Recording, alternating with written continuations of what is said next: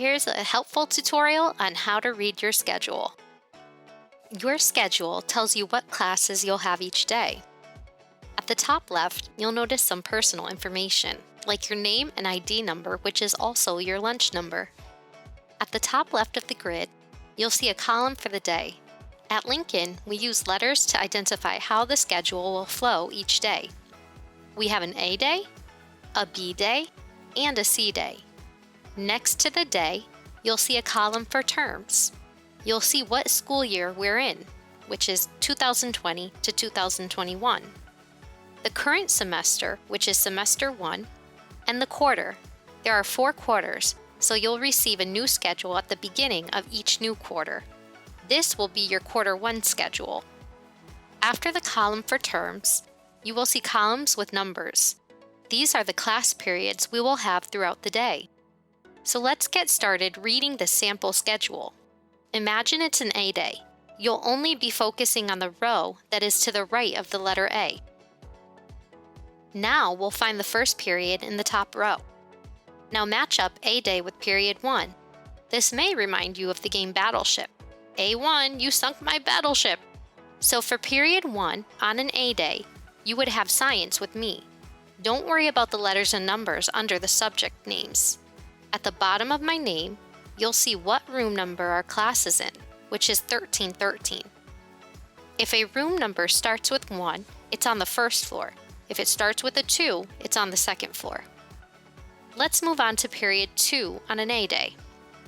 On an A day during period 2, you'd have reading with Mrs. Munson in room 2305.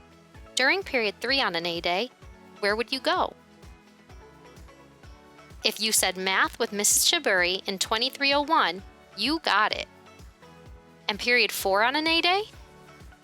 You'd head back to Mrs. Munson for writing. Now you'll notice a blank column, which is marked 5YZ. During this time, all 6th graders head to the cafeteria for lunch. After lunch, you then have your 5th period. So during this time on an A day, you'd have social studies with Miss Corzini in room 2307. After 5th period, you then have your UAs during periods 6 and 7. UA is an abbreviation for Unified Arts. These are your specials. In this sample schedule, the student has enrichment Spanish with Mrs. Borges in room 1304. Your last period of the day, period 7, would be your next UA. This student would have STEM with Mr. Giacco in room 1311. Now you'll notice that your schedule says ADV in the top row. This stands for advisory.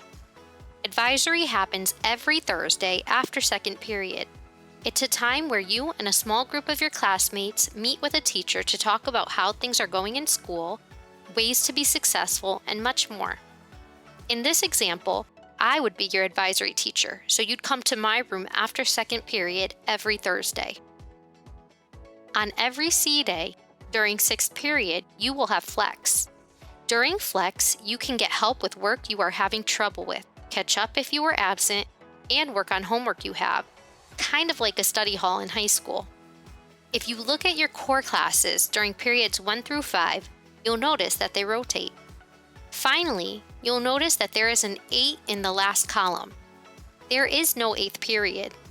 This column tells you who your guidance counselor is. You don't actually have class with them every day. Your guidance counselor may stop by your class from time to time to teach a lesson, and you are always welcome to set up a meeting with them if you need to discuss a personal problem or concern you have. They're here to help. And don't worry if you end up in the wrong classes the first week of school. It takes a little bit of getting used to reading the schedule, but you'll get the hang of it.